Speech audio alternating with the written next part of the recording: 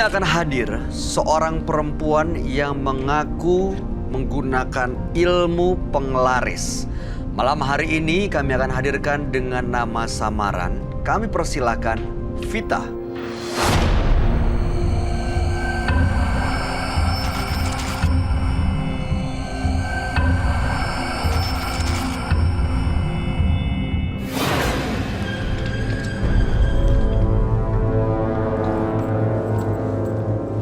Silahkan.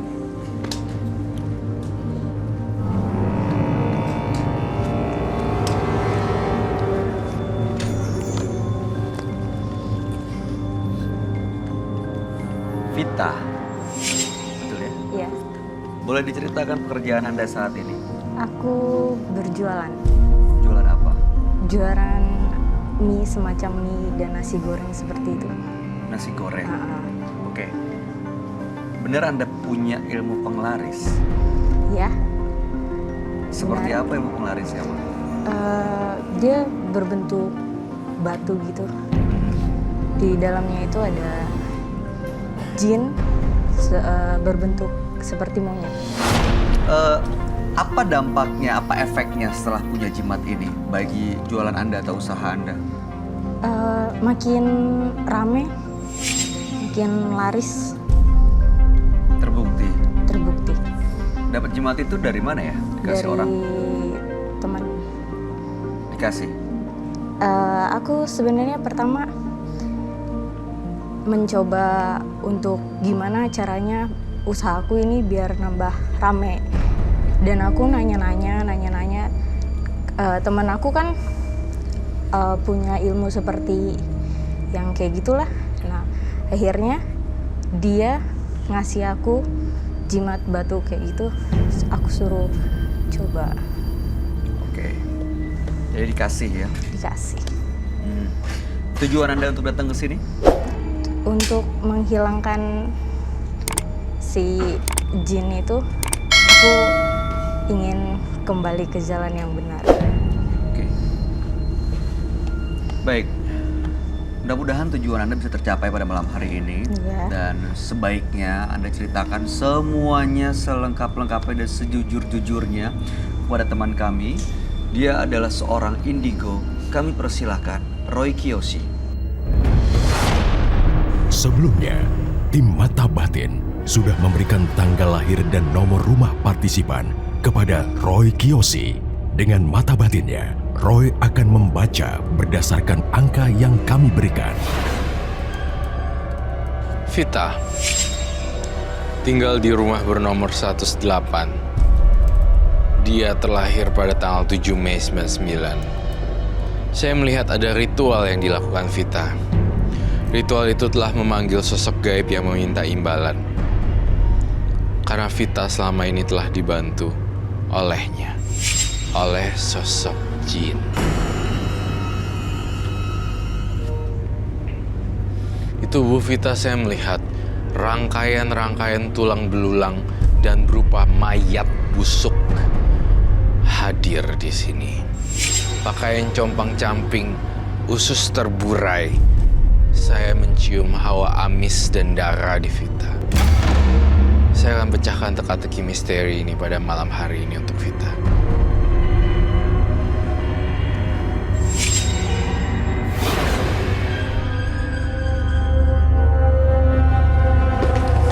Halo, selamat Roy. Selamat malam, silakan duduk.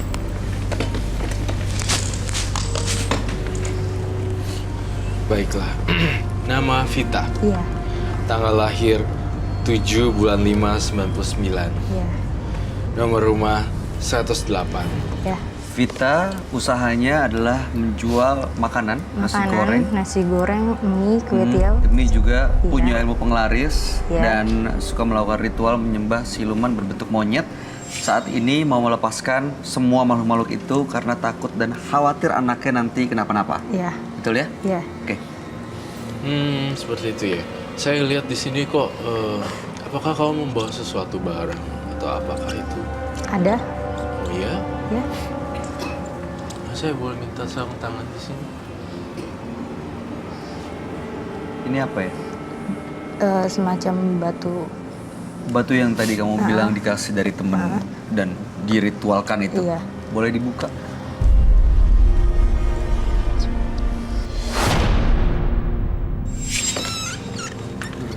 Ya baik, thank you, terima kasih. Ini semacam kadal ya, Roy? Iya. Buaya, bukan? Kayak cicak. Cicak. Kayak cicak ya. Cicak. Di sini sejenis cicak tapi bukan cicak, Kadal. kadal. Oke, ini adalah siluman atau jin atau apa yang kamu lihat, Roy? Jadi saya ngeliat di sini, saya kok ketika saya melihat itu, saya tidak lihat siluman monyet. Tapi entah kenapa saya lihat itu, saya lihatnya kadal. Bukan siluman monyet, tetapi siluman kadal. Sosok ini ada di batu yang dia bawa itu, Roy? Saya lihat ada di batu yang dia bawa. Kok saya ngerasa ya, jujur ya, apa yang saya katakan ini berdasarkan vision saya dari mata batin saya, dan saya juga berharap Anda menjawab sejujur-jujurnya. Entah kenapa batunya itu sama kamu nggak nyatu sama sekali. Maksudnya, Roy?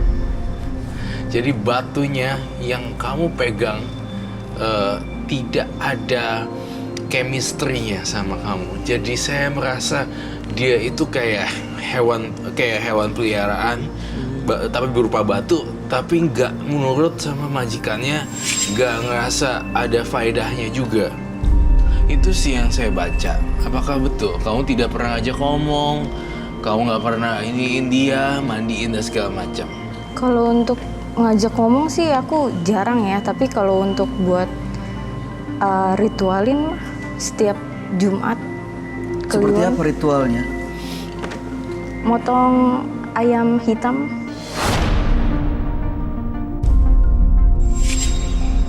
Seperti itu. Tuh Tiap ajaran malam. siapa sih? Tiap malam Jumat Ya, atau Ayam cemani maksudnya? iya cemani atau ayam hitam. Ayam hitam Mhm.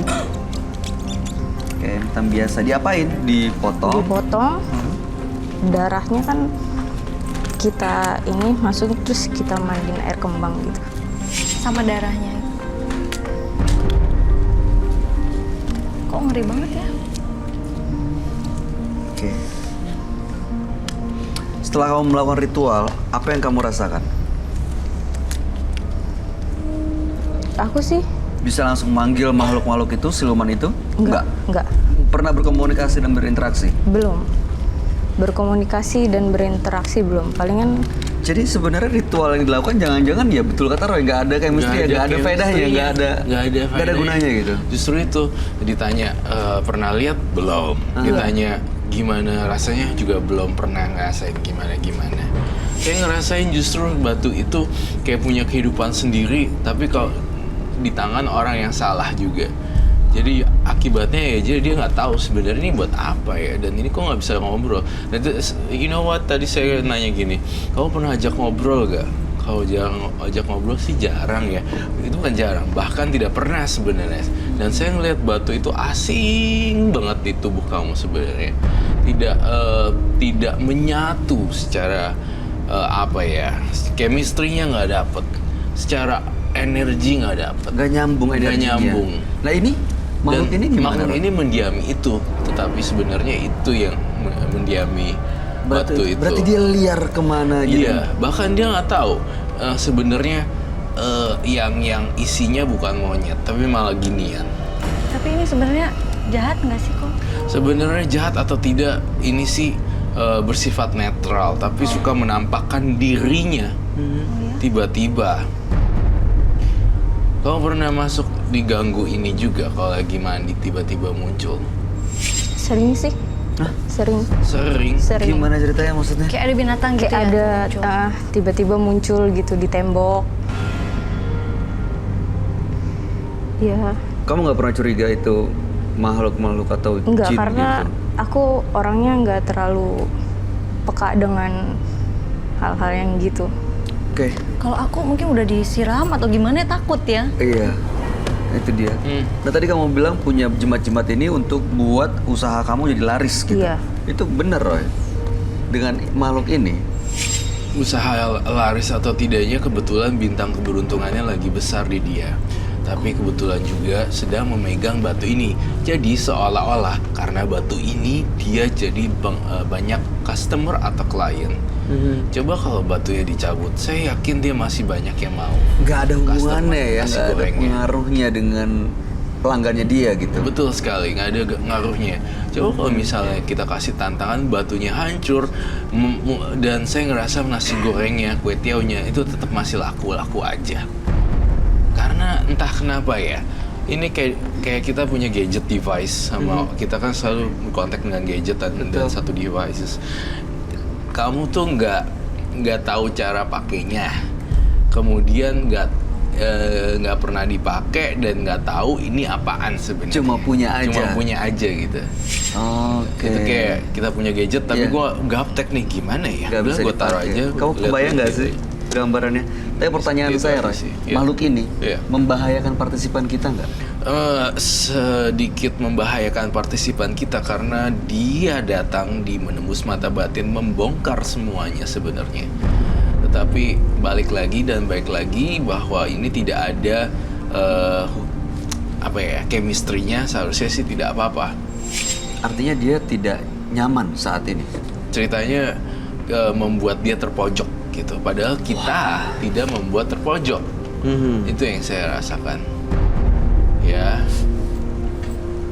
Ya, jujur sih. Kalau kamu punya batu, kalau saya jadi kamu, saya punya batu ini, saya hancurin. Saya punya keyakinan nasi goreng saya tetap laku loh. Masih naik gitu. Dan masuk lagi nih ya, sorry ya, saya akan kasih tau kamu.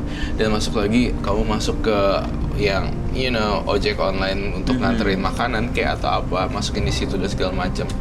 Banyak cara ya. Banyak cara. Sekarang bukan cara batu yang bekerja, tapi cara teknologi. Itu dia. Maksudku Bukan gitu. cara batu yang bekerja. Iya. Walaupun orang ingin melihat, Iya.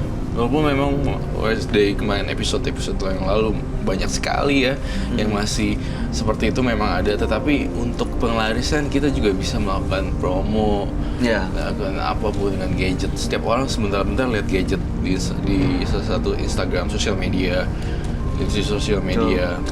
Kalau kamu nggak pakai gini, kira-kira pede nggak bawa nasi goreng kamu, makanan yang kamu buat, dagangan kamu tetap laris? Nggak pede. Nggak pede? Nggak pede.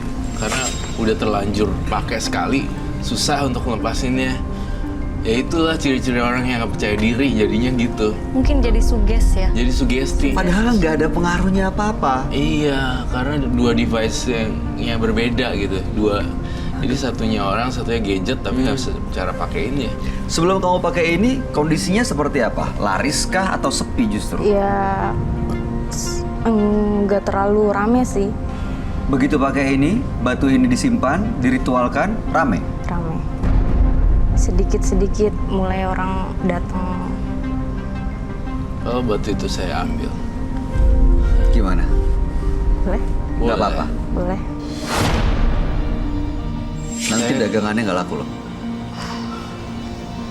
Kan aku mau bertobat, jadi percaya sama. Yang di atas. Tapi ya, Itu jadi nasi penasaran goreng. kenapa ya bisa taubat, tapi biasanya kan orang kalau taubat kena batunya dulu ya kan, baru taubat. Ini Itu di pertanyaan kenapa bagus. jadi Yang penasaran bikin ya kamu Koro ya? sebenarnya Kenapa sih pengen buang sebenarnya? ini apa? Kok bisa tiba-tiba taubat kan? Rasa ketakutan. Ketakutan Ketakutan. dihantui. Ya aku kan, ya itu salah satunya, punya anak.